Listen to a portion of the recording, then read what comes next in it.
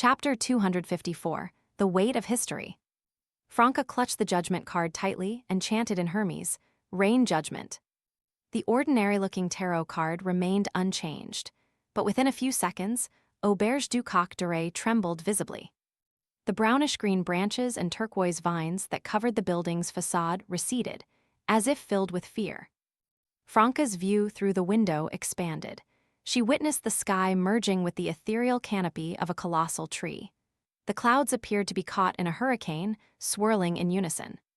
As the wind shifted, numerous white clouds gathered, forming a massive vortex that descended to the ground, elongating into a sword-like gust that bridged heaven and earth.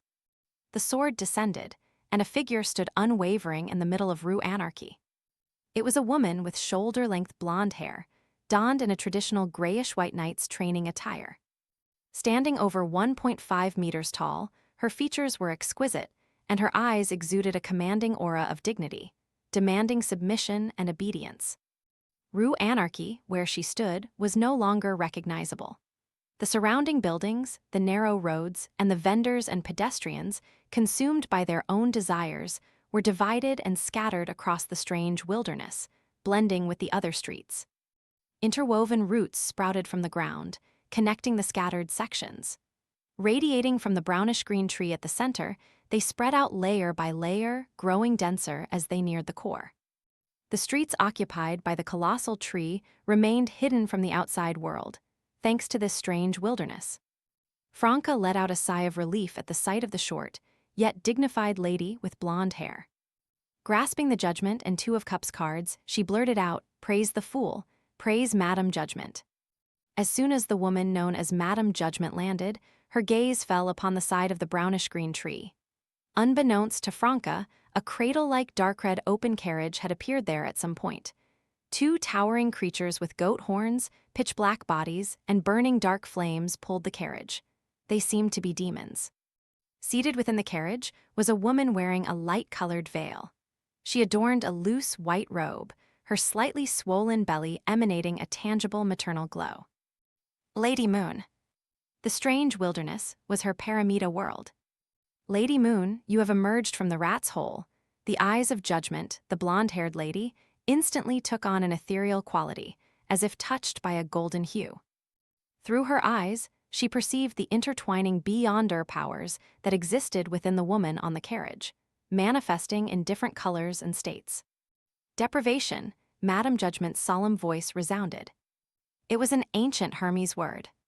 With a simple gesture of her right hand, Madame Judgment temporarily stripped the ability to copulate between creatures of different genders.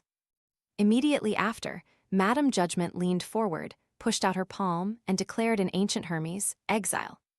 With a whirring sound, an invisible and majestic force coalesced into a terrifying hurricane, howling before Lady Moon. Unfazed by distance, it materialized directly where the carriage was.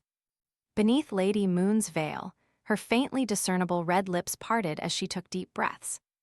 The exaggerated hurricane, capable of toppling an entire building, seemed to find an outlet in a confined vessel.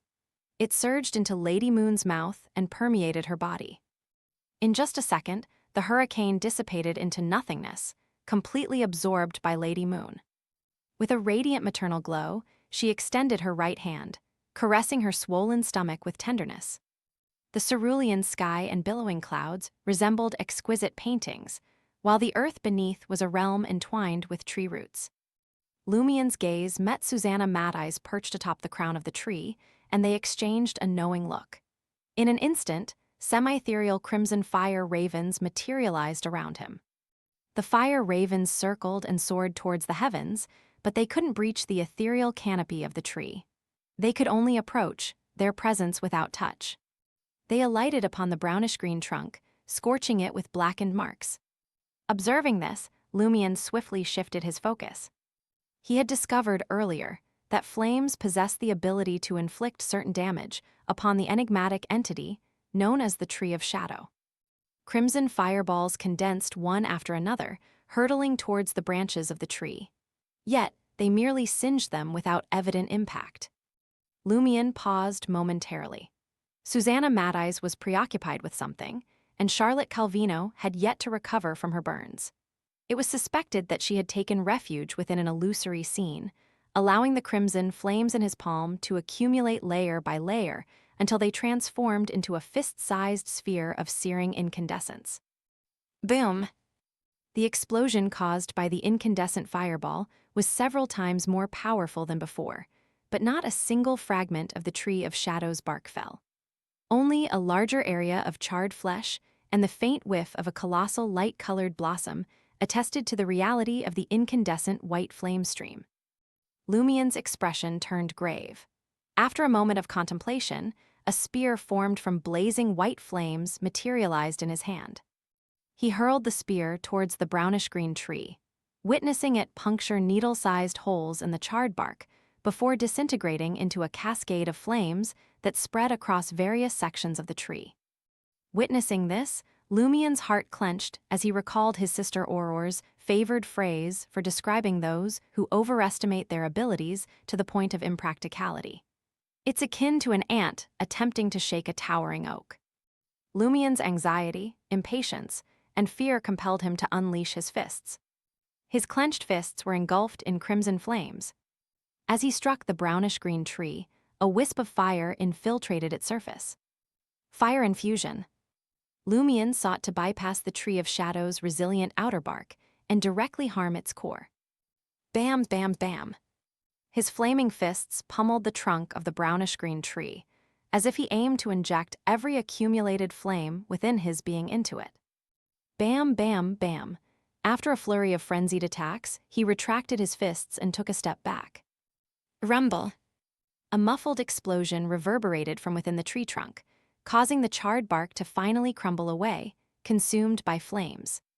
In an instant, an ethereal mist enveloped the scene, as if a long-forgotten beautiful dream had been set ablaze by a match. Lumien found himself momentarily lost in a haze, as if he had transformed into the protagonist of that dream. A man engaged in a passionate encounter with an enchanting woman wearing an exquisite dress, her hem teasingly lifted. The unfamiliar sensation felt so vivid that Lumien believed himself to be living it firsthand. Abruptly, a sharp pain shot through his ankle, snapping him out of the reverie. He discovered numerous branches and vines emerging from his surroundings, stealthily coiling around his feet, their thorns piercing through his blood-colored robe, sinking into his flesh, and greedily drinking his blood.